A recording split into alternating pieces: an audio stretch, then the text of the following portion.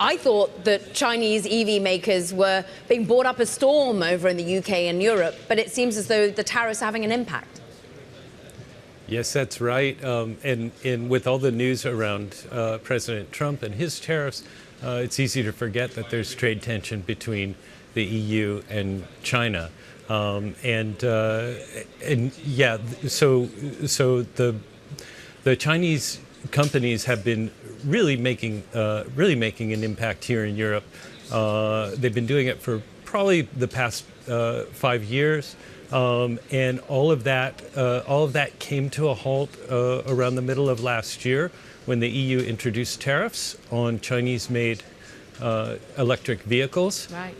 And that's put a dent in that growth and really held it at a stalling rate for about the past 6 months.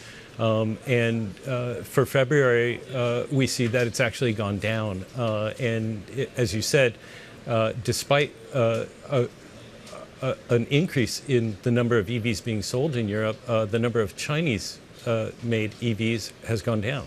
What's interesting is we know Tesla hasn't been benefiting either. Their sales have been on the downward trajectory. But is it local European makers of EVs that do well, therefore?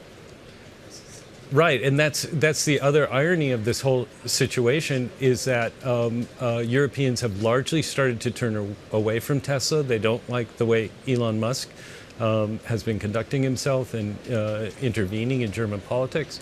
And so that created an opening, and the Chinese automakers, by and large, have not been able to fulfill it.